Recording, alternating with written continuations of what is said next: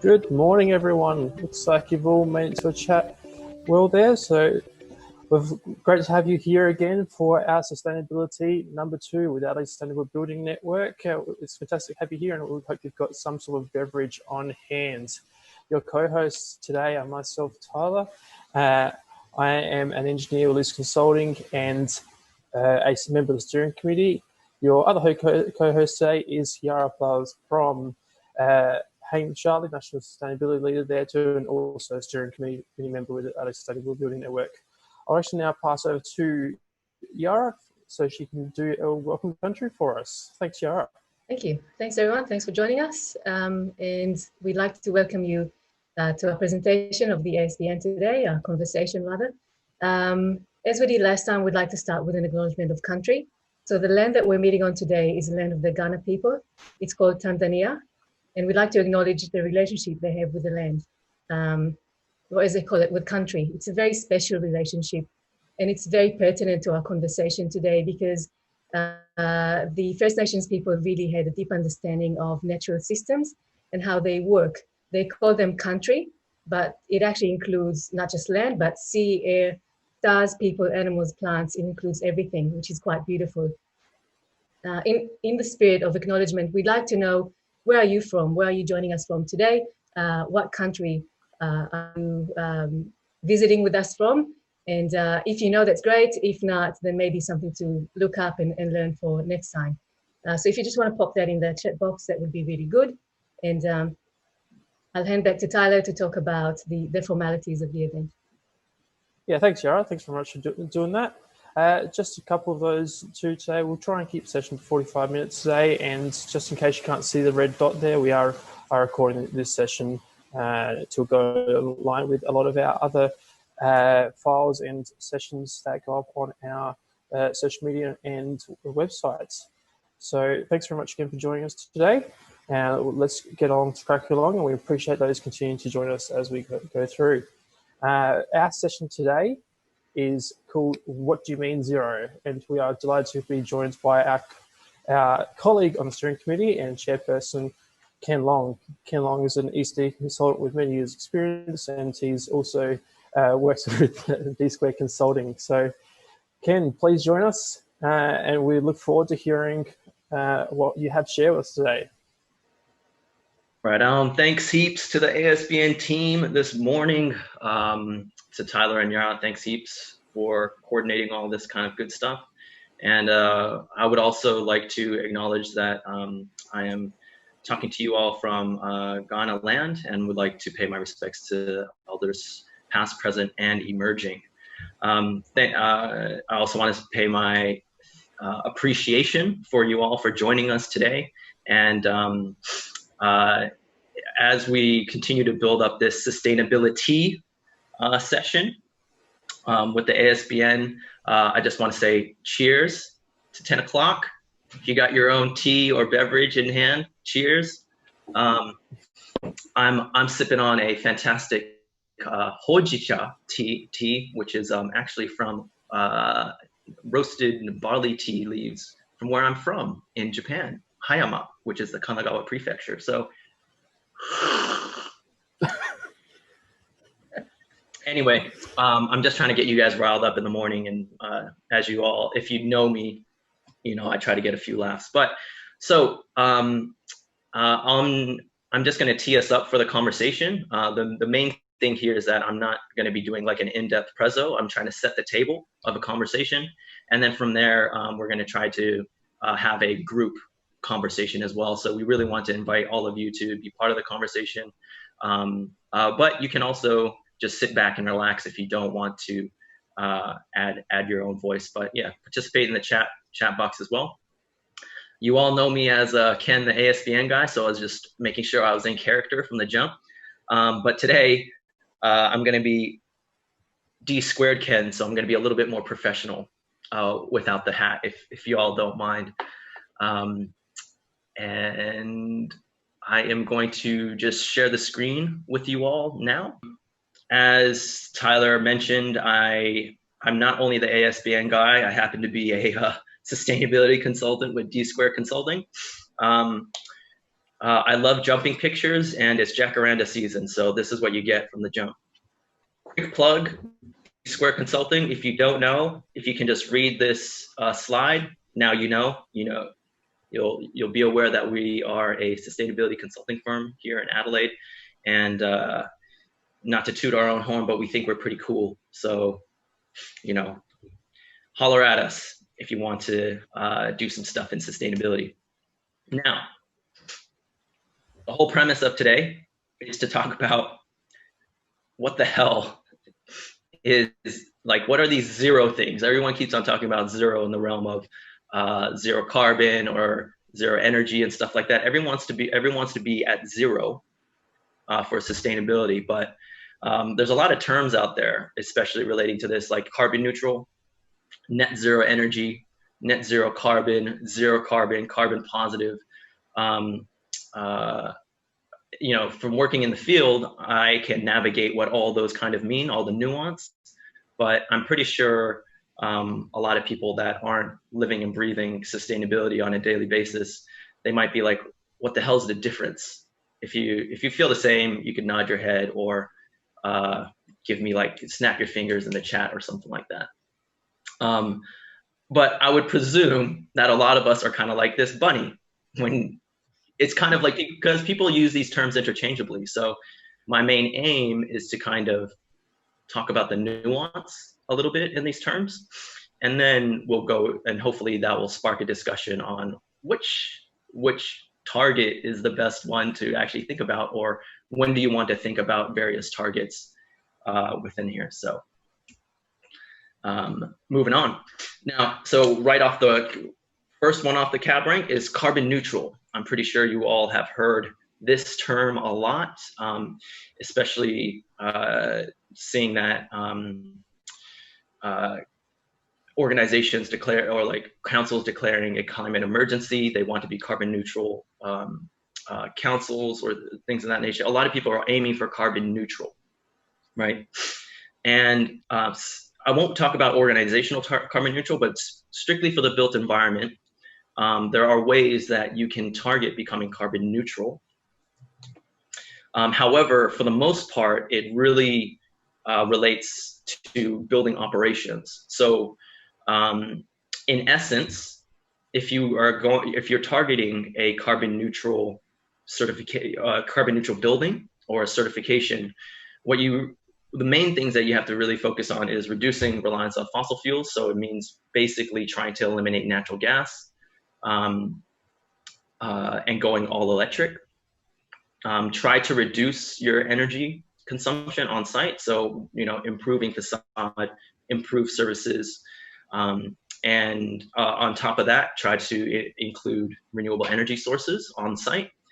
And then what you end up doing is that you make a carbon account. So you measure on an annual basis the carbon impact of all of your operations.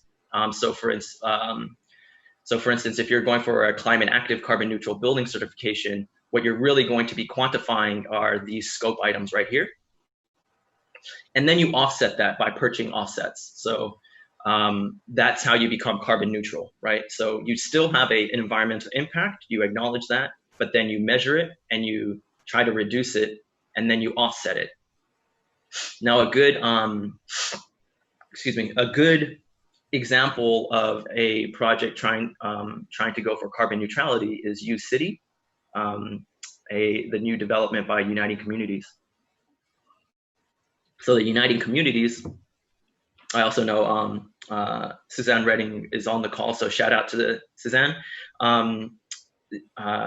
Suzanne and also City, they're not only a carbon neutral organization, but they wanted to make sure that their building that they're operating out of and they are the main owners of is also ties into their ethic of becoming carbon neutral. So what they're doing at the moment in their first year of operation is basically measuring all of these aspects around refrigerants, electricity, water, wastewater treatment, all those kind of impacts, measuring it, and then we'll, at the end of the day, offset it, and then get certified carbon neutral.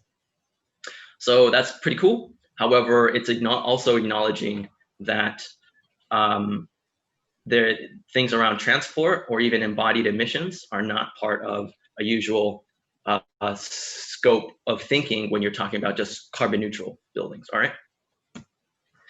Net zero energy is slightly different. So net zero energy basically describes a project that is all electric. And so it has no fossil fuels on site, but then its aim is to basically negate its energy consumption through renewable energy generation on site. So for instance, you will have a energy use throughout the year, right? So like all throughout the year, you're consuming, but at the same time, you have a strategy, so a renewable energy strategy on site where it produces, and then hopefully by the end of it, the amount of energy used on site, and also the energy generated on site, the energy, net zero energy means you've kind of topped that. Now, also acknowledging that net zero energy can, like for instance, like for instance, like a big industrial site, it might have a huge energy load. So they actually didn't really do a lot of things around energy efficiency, but they slapped on a 2 megawatt array on their big shed. They could technically be net zero energy without doing anything for energy efficiency, right? However, the double-edged sword on that is that if it's actually advantageous to incorporate sustainability or regenerative design principles to actually reduce the amount of investment you have to make in terms of renewable energy on site, right? So, for instance, you can pay, $200,000 for a PV array, or you can do energy efficiency and reduce the cost of that solar array to maybe like $50,000. So it becomes those kind of trade-offs. But essentially, in a nutshell, net zero means you've negated only your energy use as a scope item, only your energy use by the amount of energy you generated on site. Sorry, I forgot to say that a good example of net zero energy is Base 64, which is a co-working space for tech startups and such in Kent Town. The ASBN has been trying to get a presentation on this project for a really long time. We just haven't worked it out. But essentially, they have, their whole goal was to create a PV array big enough to make them net zero energy, and potentially in the future work it out that they can even operate off grid because they have batteries on site as well. Now, net zero carbon is essentially a net zero energy building, right? So it can offset all of its energy use through its renewable energy on site. However, net zero means it's also considering embodied energy, right? So for the carbon neutral buildings and net zero energy buildings, embodied energy, right, is not part of the equation. And a quick rundown of energy, embodied energy, just in case we have anyone that's not familiar with the term, is the amount of emissions associated with the extraction of raw materials, the manufacturing of a product, and also the transport of a product to the site. So that's the embodied energy, okay? So there is an environmental impact of our built environment's materials, not just the energy use or water consumption through operation. So in a net zero carbon project, it should overproduce energy on site. So you know how net zero energy is sort of like this, and you got the tick. Net zero carbon means you are overproducing renewable energy on site. So that gap, so that amount that you're overproducing, eventually over the years, you're overproducing so much and like basically becoming a carbon sink, or putting back renewable energy into the grid, so much so that you've offsetted. You basically, through that action, you've offset the embodied energy of a project's material over its lifetime. All right. How this becomes different from net zero energy, like I said, you can have a very inefficient energy, inefficient building but still be net zero because of slapping on a huge solar array or having biofuels or anything like that. For net zero carbon, you actually require to integrate aspects of sustainable regenerative design principles. It's advantageous to include passive and active strategies for these projects, and you do have to consider careful material procurement, because you want to really be thinking about how do we reduce the amount of embodied energy from the get-go. So all of a sudden you start thinking about low embodied energy materials as well as local materials to be able to source them quickly without like lots of transport.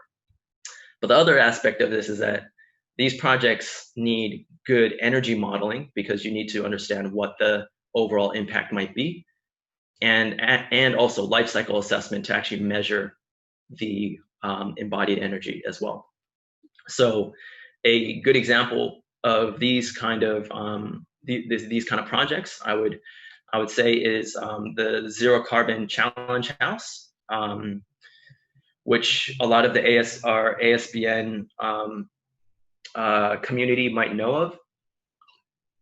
It was a project created by TS4 Living, and it was, the whole premise of the project was to create a building, measure all of its embodied energy, and like I said, offset its embodied energy over its lifetime. So we modeled this particular project to offset its embodied energy within 32 years. All right, so through 32 years of operation, it actually would give back enough renewable energy to negate its whole embodied energy, right? So once again, net zero. dsquared was also a People's Choice Award winner for the Zero Carbon Adelaide to Zero Carbon Challenge, where we pitched the zero carbon apartments. And in this essence, we in terms of like an apartment strategy, it wasn't just renewable solar arrays on top, but it was also including like biofuels on site to be able to generate energy throughout the night and things of that nature, and try to create like a circular economy with peat soils where they could create biofuels for us in South Australia from waste. Moving on, zero carbon. So, we had zero net carbon, right? So that means through your on-site strategies, you're negating your carbon impact. Zero carbon, which also happens to have a certification through the International Living Future Institute, is basically the same thing as net zero carbon. You see how this becomes like really, really confusing? Once again, I feel like we're all become bunny that I showed. It was like, whatever. But zero carbon is a little bit different from net zero carbon, because the other principles to this is that you can only be the first one is you have to be powered by 100% renewable energy, right? So you have to where you are decarbonizing the way that the building is powered, which means you have to either do all on-site, like try to create an on-site option, or if you can't do it all, you have to create a off-site or precinct option where you are either in an inset network or you have a electricity contract supplying you with 100% renewable energy. You have to reduce and measure embodied energy, so you have to calculate it. So, all the different strategies to be able to reduce embodied carbon. And then instead of offsetting your carbon emissions, embodied energy by overproducing renewable energy, you have to purchase offsets for your embodied energy, right? So instead of like over the lifetime, you become net zero carbon from the day you open, well, not necessarily the day you open the doors, but basically from year one, you are zero carbon because you have purchased or invested into a carbon sequestration project, right? So, so that's the difference there. You have one way that you're doing everything on site, but then this zero carbon situation means that you are now taking ownership of operational energy and embodied energy all from year one. All right, so that's the big difference there. And then finally, carbon positive. Now we were trying to get our heads around at zero, but now I'm going to just throw the bomb on you and say, what about carbon positive? You know, how do we produce renewable energy? So not only negate the embodied energy through offsets from year one. How can we actually create a situation where the project continues to overproduce renewable energy, so it becomes carbon positive? So that's technically carbon positive. But big caveat here is that even if you do that, you know, I started off with carbon neutral, but you see how carbon neutral actually thought about, like a carbon neutral building was really thinking about all of the things like even like water, waste, refrigerants and stuff like that. Usually when you're having this like zero carbon debate, it's not considering any of that stuff, because so you're not considering the other really important things like biodiversity, water, air quality, human health and well-being, social sustainability, all that kind of stuff. So through my mind, that's where you just have to create a living building. And I'm not going to go down that rabbit hole now. Maybe save it for another time. For you ASBNers, our ASBN groupies probably know what the living building challenge is. But basically, I see it as let me upgrade you and through to the living building challenge. So hopefully you guys will get on board with that. Quick rundown. I hope I didn't lose you all, but this is what the discussion component of the event is all about. So thank you so much. And let's discuss. Yeah, thanks very much, Ken. I can definitely say myself, I was like everyone there going like, say what? Like confused. Say what? Yeah, getting confused self going through the process there too, but definitely made more sense as we got going too. So love it. Now to throw it to the rest of the audience for any comments or questions we got out there. This is our time for some discussion. So please either throw your hand up or just unmute yourself and shout out, and we'd love to hear from you. Now, René's just posted a question on the chat. René, do you want to unmute yourself and actually ask the question out loud, or do you want me to just read it out? No, that's fine. I can do that. Good morning. Thanks, Ken, for presenting. Guten Tag. Guten Tag. Good. A question. Are there any measurements in place that you actually can see the performance of a building rather than being blurred by all the like terms? So and the offsets in the background. So you were talking about net zero energy building that has actually a bad performance, but is called or maybe promoted at net as a good building, but has a bad performance. Is there anything that you actually can have this gap between actually performance and what's on paper more visible? Yeah, I think so. Thanks, René, for guiding the conversation as well. The thing about all these kind of terms, like I said, there's a lot of nuance to it. And if perhaps you wanted to get away from, sorry, I should preface this by saying that, you know, all these different ambitions in terms of like getting to zero, it really will depend on how a project wants to approach it. But in terms of being a little bit more visible, you know, I think that's where transparency comes in. And that's where things such as building certifications can be a little bit more transparent with that kind of stuff. So for instance, if a building had a carbon neutral, like a climate active carbon neutral building, just through what we've just talked about now, you know that that's all operational energy, right? So then you'll be like, okay, I get what you're doing. I can see what you're doing, and you're able to cut through the noise. Whereas if someone did a zero carbon certification, then you'd be like, oh, okay, so you actually thought about not only the operational energy but you also thought about the embodied energy as well. So that helps with like at least the transparency and communication of what those various projects are aiming for. The reason why I wanted to talk about net zero is that, you know,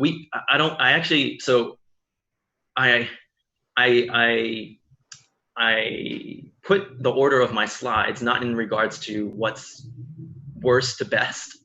That's not my intent at all. My intent was just to build off of each one and to be able to showcase how they kind of interrelate, because they all have various advantages and disadvantages, or different scope of thinking, right? Because, you know, language is what scope, basically molds the way that we think. And, you know, for instance, if someone was doing net zero energy, you might think it's a cop-out because they haven't really thought about energy efficiency or embodied energy. But in essence, though, at least it's better than doing nothing, if you know what I'm saying. So in sustainability, it's the same thing with like the ASBN's values as well. We acknowledge that there's it's even in our branding, you know, there's many shades of green, but all of these approaches will help lead us toward climate action, improving, reducing financial, mitigating risk from a climate change and financial risk perspective. And I think to a certain degree, we just, especially if any of you are working in the realm of the built environment, then you should be thinking about the nuance in this language and making sure you are describing to the project teams that you're working with, like the correct pathway. So they're not just saying, oh, we're zero carbon. Be like, no, we're actually net zero energy, you know, or it's like, oh, we want to be net zero energy. And you'll be like, wait a minute, why can't we be zero carbon or a living building? So I hope that kind of addresses what you say. But once again, we're all shooting from the hip, and our SustainabiliTEA stuff is all about discussion. So yeah. If anyone wants to jump in with any questions, feel free. But I'm going to actually abuse my power, as I do, and jump in with a question. That's what I'm here for. It's all about power. Yeah. So yeah, it is actually all about power. That turned out well. But my question, Ken, is with commitment from clients. I know that you'd appreciate that. That's often the biggest hurdle that we have to jump across, is not just explaining these terms to them, but actually taking them along on the journey and selling this concept to them. It's getting a bit easier now. Everyone's talking the language. Everyone is aware of it, so it's a bit easier. But in terms of commitment, are you finding from your experience that it's easier to get that commitment signed off and agreed upon, or is it still a real struggle to get people engaged and involved and to sign off on the process? And the other part of the question is part of the problem the financial commitment associated with it, or the perceived financial commitment? Because my experience is it's not actually that big, but people think, oh, you know, we need to get certified, it's going to cost a heap of money. We're not going to do it. We're just going to do things that sound good and look good, but are not actually fully committed and certified. Yeah. I'll respond to your question, but what's also interesting is that I could see Stephen Pullen. Hi, Stephen, on the call, and this guy's Stephen's got so much of wealth of knowledge in this realm. So after I say my piece, I hope we can bring you in as well, Stephen, as an incredibly knowledgeable person in this kind of stuff in terms of like finances and paybacks and stuff like that of sustainability in the built environment. But so in terms of like the ease of getting commitments from clients, now it all everything in the built environment weirdly comes down to like risk, right? So for instance, if an organization, let's just say, you know, because I put out Uniting Communities for their U City project, you know, they have long-term control, or they're holding that asset as a client. So they're actually really interested in the operational side of things. So if you have a client that, you know, will be holding on to an asset, whether it's a house or a skyscraper or even like a stadium, you know, they'll be interested in the ongoing cost of that. So actually pitching the realm of okay, we have to monitor your consumption for a financial payback. And so all these sustainability initiatives will tie into that. But okay, so this certification will make sure that you integrate this kind of process of observation, reporting, and then disclosure, which will also, for larger organizations, help them with their annual reporting. So it becomes like this situation where all of a sudden the sustainability stuff helps with annual reporting for boards, as well as for larger companies, investors. So that becomes a key thing that's starting to flip, and why these building like these certifications around transparency really help. Now, for your everyday developers, they're probably not as concerned with ongoing resource use, right? So you create a situation where you're like, okay, well, if you don't care about the ongoing operations, but you know that the big key selling point around especially in Australia, is energy use. So if you can actually say that we've created this building, and it's the same thing where people are like, oh, we have 5-star neighbors for offices and stuff like that. What if someone told you that you'd be net zero energy and you wouldn't have to pay any energy bills? Like if you purchase this house, or you lease this office on a floor, it's net zero energy building. So essentially, you're not going to be paying any energy bills. And then people are like, whoa! You know what I'm saying? So it becomes like, how do you leverage these approaches to suit what a client actually wants out of it? And you need to understand how to, what levers to really start to, crank to be able to tie into their ambitions and what they want. Stephen, do you mind if we? Sorry, Tyler. Can you pull Stephen in? Hello, everybody. Steve Pullen here. Hi there. Ken, thank you very much for that presentation. I think that helps clarify things for us. My interest in this is, I should qualify my interest in as much as I actually retired 5 years ago. So I've come back on this online session as a refresher, actually. So just to see how things have got along in those 5 years. No way that is true, Stephen. Well, I like to stay in a modest sort of life. Yeah, I like that you're humble. Yes. In actual fact, one of the things that I'd ask you to clear up, Ken, if you can, is that I've heard the term carbon negative used quite genuinely, in as much as one would like perhaps to lower carbon, and therefore the descriptor for that would be carbon negative, which was a term that you didn't mention, and I know really why you didn't mention it, but I was wondering if you had any comment on that. Thank you so much, Stephen. Already being critical of me. No, I'm just kidding. You came out of retirement to do that. No, no. I really appreciate bringing that up, mainly because you're right. People do talk about carbon negative as well, and to be honest with you, my understanding of even that term is the same as carbon positive. So it's actually creating a situation where carbon, like zero carbon, is here. So like the usual, you flatline it, but carbon negative or carbon positive means going in the other direction. So if you overproduce renewable energy on site, you could actually go in the negative in terms of carbon. But I'll just say my personal preference is to describe it as carbon positive, mainly because y'all might know that I try to be an optimistic person, and I want to see the glass half full. So I'll take the carbon positive route, saying some of these and people are doing positive things rather than like a negative kind of thing. But it really, those two are definitely interchangeable, Stephen.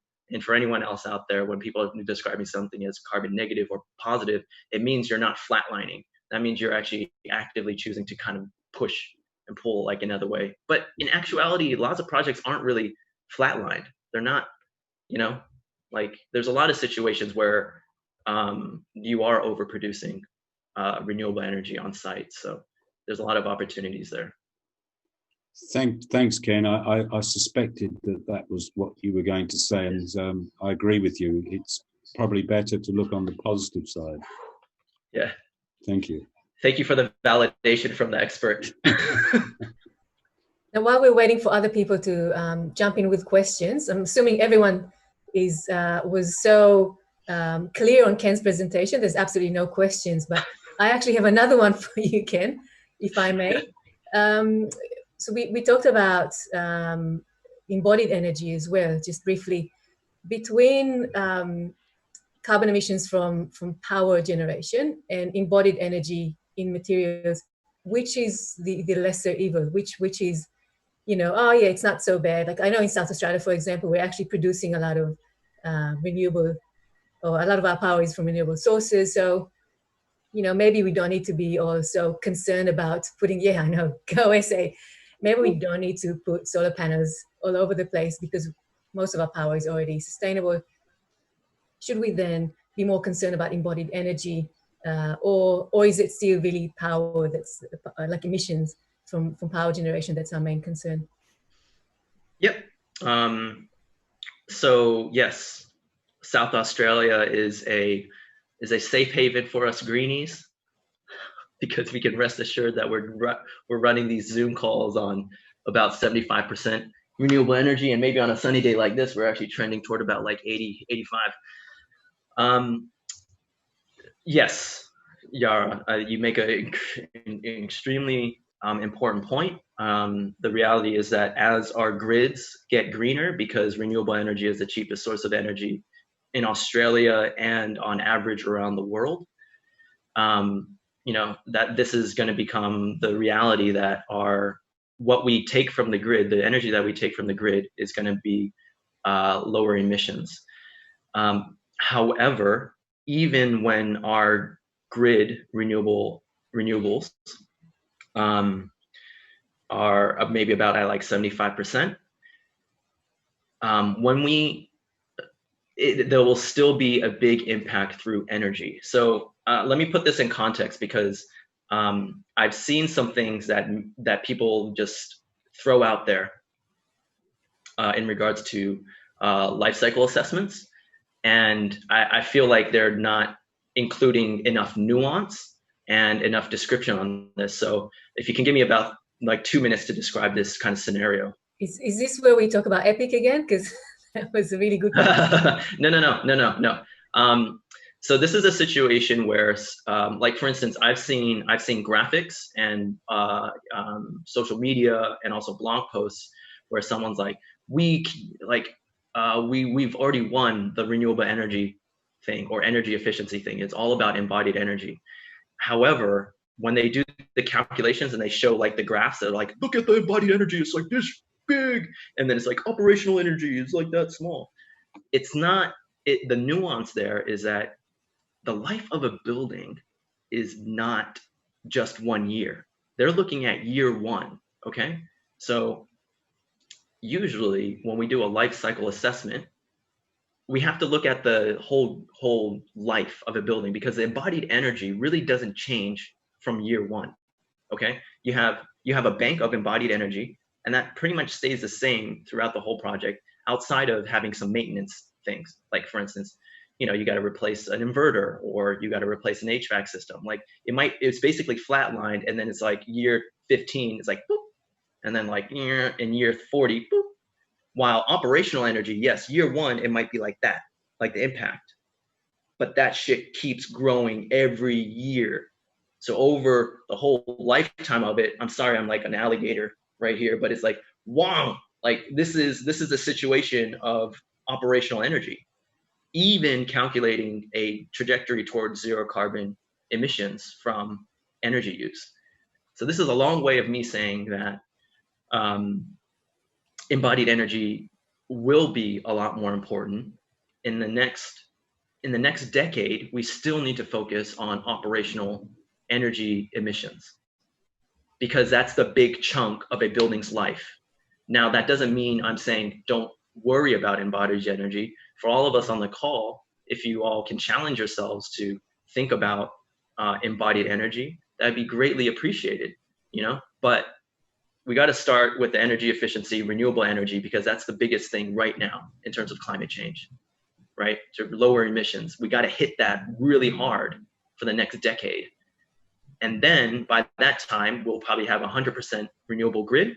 And so here in South Australia, let's make sure that over the next 10 years, we're not only thinking about energy efficiency and renewable energy strategies on site, because that also, pro tip, it also means that your clients will be really happy with you because you're saving them heaps of fucking money operational.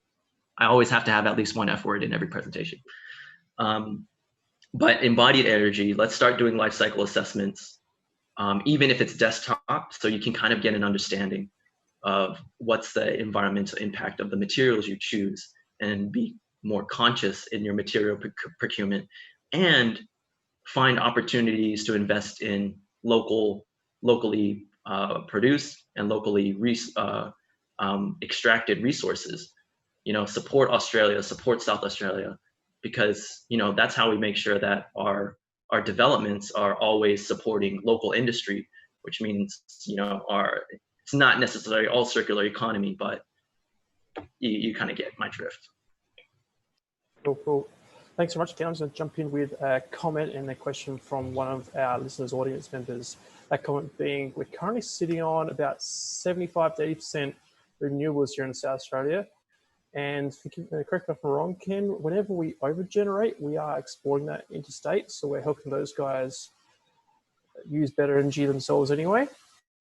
Yeah, and we still get charged 42 cents a kilowatt at home, bastards. Our question from the audience was from Gary. My apologies if I got that wrong. The question was, how do we ensure the green building is operated / managed appropriately after commissioning? Courses, are there any courses you would recommend for facilities managers? Oh, thank you so much, Gary. I hope that's how you pronounce the name. Do you have any audio? Do you want to acknowledge yourself at all? Yeah, I asked them that, and that was a no from them. Okay, no worries. All good. Keep it on. But thanks for joining us. In terms of facility managers, and in terms of courses, off the top of my head, I'm actually not too sure. I'm very sorry. I usually have all the answers, but my experience here though is that the best facility managers tend to be engineers because they geek out about building performance, and they love spreadsheets, and they love building systems and all this other kind of stuff. And I sometimes, I have an architecture background, so, you know, sometimes looking at mechanical drawings, blow my brains. But I think if you wanted to incorporate this as a facility manager, one thing that you would actually want to have as part of your strategy is say, do we have a strategy for even things like neighbors, where you're calculating energy use and benchmarking it through on a year.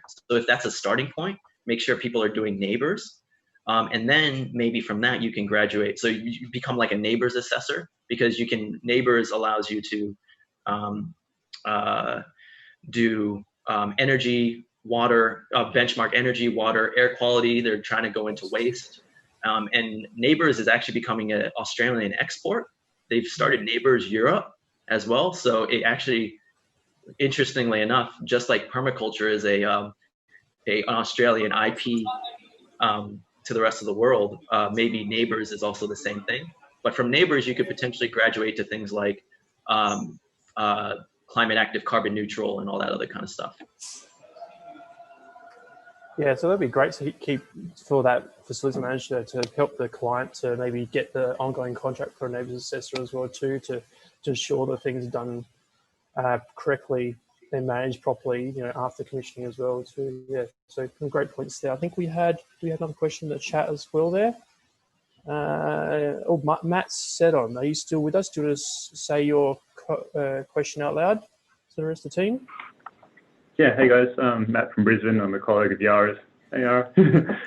Hi, Matt. Ken, just wanted to ask you if you could elaborate on your eloquently phrased pro tip and talk a bit more about the market for carbon, like whether it's carbon credits or feeding energy back into the grid, and how we can maximize the incentives there for clients to try and use carbon neutrality, use different versions of that carbon thing to get the most out of it financially, because I think that's a big sell point for a lot of people. Yeah, for sure. Thanks heaps, Matt. This is of course my own personal thoughts on this. I haven't done a long-term study, Stephen, so don't criticize me. But my inkling here is that the levers to pull with clients in regards to aiming for either carbon neutrality. Are you talking about more of like for design or for operations, Matt? Well, I mean, they're hand in hand. Like if you can design it well, the operations will be less expensive for them to run. Yeah. But probably, I mean, I'm from an architecture background, so it's probably more of a design perspective would be interesting for us initially. Yeah. Yeah. Okay. So from a design perspective, if they are a developer, so they will be potentially selling off the asset. I think I'm not a developer, but what I see is the impetus for this is to get key either tenants in the building, that because like for instance, if you have like either whether it's like a carbon neutral building or a Green Star building, it's about being able to showcase higher quality and also be able to get long-term tenants that want to align with not only operational savings, financial savings, but things like health and well-being, all that kind of stuff. It really starts to get those key tenants locked in.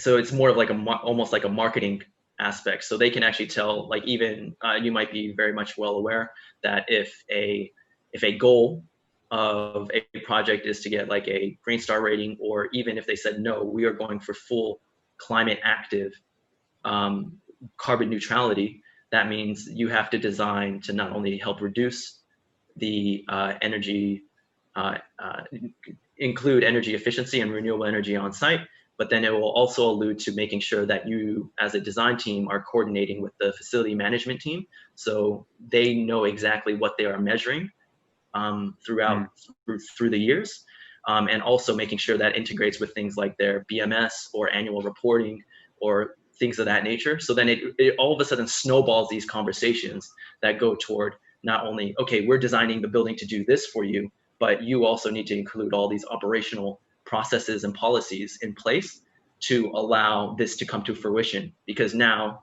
the client actually put it in the brief and now it's something that we have to deliver for them. And for instance, we're doing a development here in Adelaide, which is going for 6-star Green Star, well gold, and also neighbors 5.5 star. And they've kind of set this up. They haven't put it in the brief, but they did all that to actually be able to say, if we're doing it right, we're going to go for the carbon neutral building certification. But this is their way of making sure all their ducks are in a row.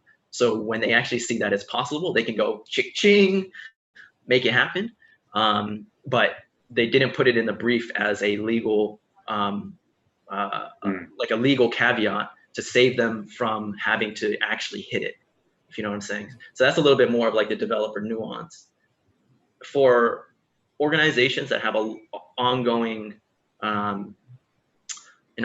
holding the asset, like for instance, like schools, universities, even people's own homes, I think what should really be driving this kind of conversation is, once again, like ongoing cost, but quality of outcome. Because I'm generally in the mind and I think this could be acknowledged through a lot of design professionals, sustainable design is no longer just the hippy dippy add-on now. It's actually a moniker of quality. Hence why if you have even a high NatHERS rating, it's shown that adds about 20 grand to your resale value of a home. You know, once again, NatHERS isn't the greatest benchmark of thermal comfort and stuff like that, but it is a useful tool in terms of communicating what the project quality is on a residential home. So if real estate agents were, sorry if we have any real estate agents here, you could take this advice. If you actually start to sell the NatHERS rating, then it's shown repeatedly that it adds like 20K to a resale value.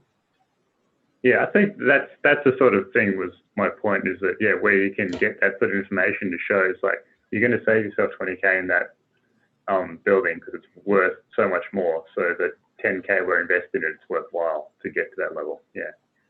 Yeah. And I will also say that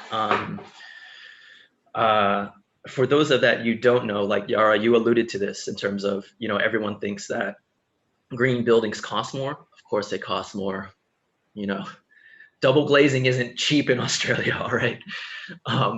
But the Green Building Council has been doing something called financial transparency for about a decade now, where they've been collecting information on what's the additional costs of going for a Green Star rated building. Once again, Green Star isn't the end all be all, but it's a useful tool. So on a decade-long study, they've shown that the average cost impos for a 4-star Green Star building is only 4% of a project budget. That's weird because contractors actually mark up all of their costing by 20% if it says anything Green Star. And if you put down on your contract 6-star Green Star, they're marking it up 30%. Because the cost consultants do this. So once again, if there's any cost consultants in here, I love you. I'm just telling you, you got your metrics all stuffed up now, because the Green Building Council in their papers about this have said that on all this information coming in, and this is people coming from like projects from Charter Hall, Lend-Lease, all these kind of big contractors, the cost impos for a 6-star Green Star building, can anyone guess what that actually might be? Remember, a 4-star is 4%. Can anyone give me a guess? Put it in the chat. What's the percentage you think? 5. 5? We got 5. Anyone else in the chat? 30. 7. All right. So all of y'all are saying under 10%. That's not what cost consultants think. It's, yep, Pamela Kearns, and Yaara, you got it right. It's 5%. So what the hell, like, what would you rather do? Would you rather spend like 4%, extra for a 4-star, or were you going to spend 5% for a 6-star? Like, a financial advisor would actually tell you to be like, oh, no. Investment now is good because you don't get fucked over later. Sorry, Carrie, F-bomb number 2. Cool. Yeah. All right.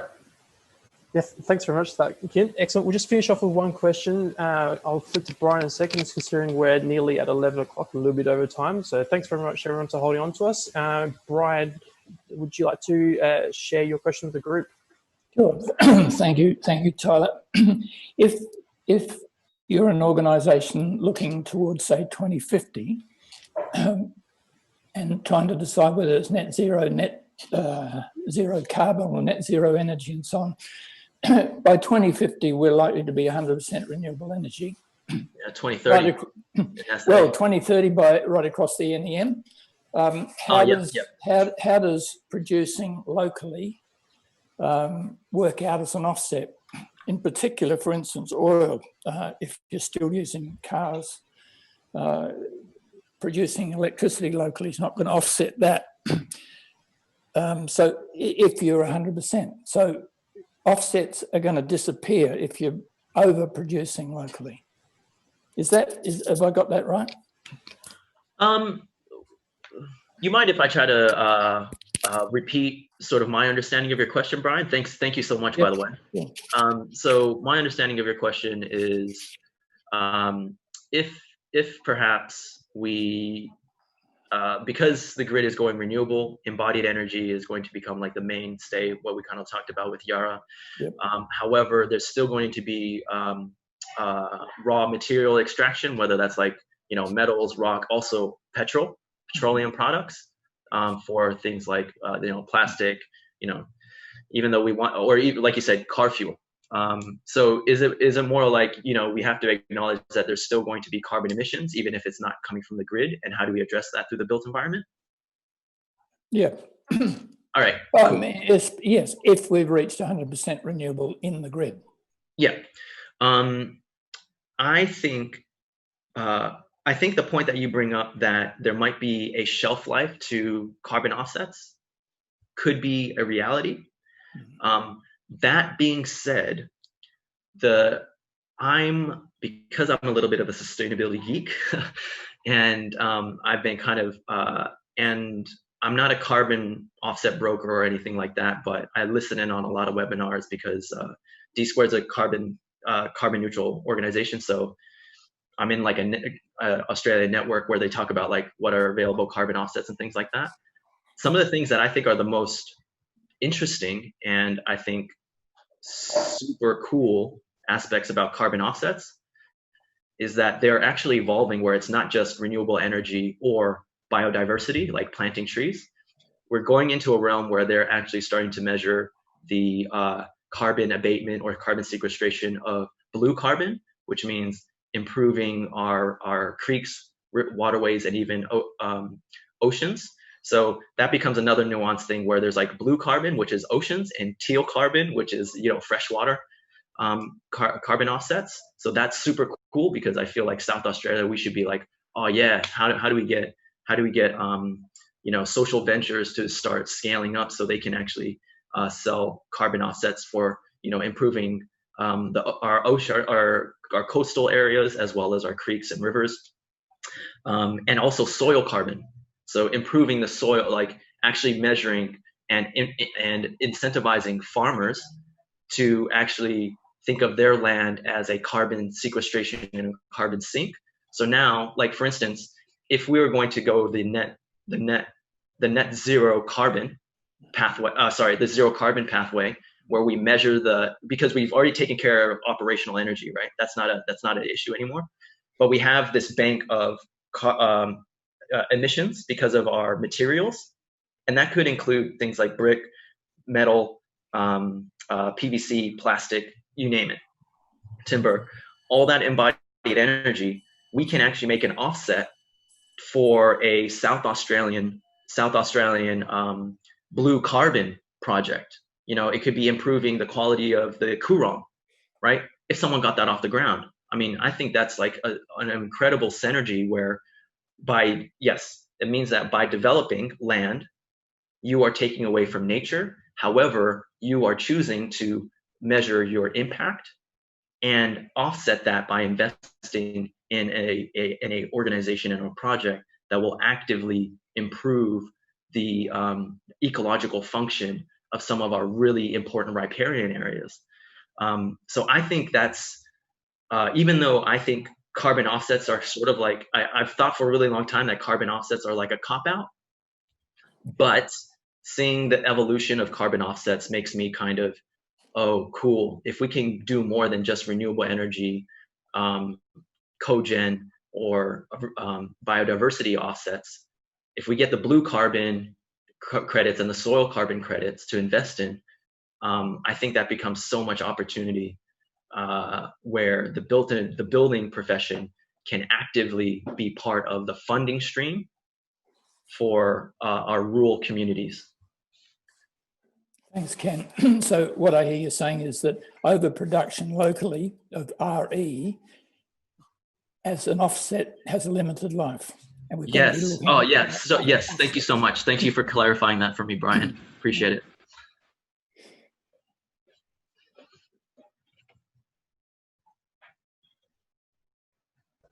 Thanks, everyone. I think we might need to wrap this up because we've gone way past our self-allocated time limit of 10:45. So thanks, everyone, for the passion, the participation, and the heap of questions.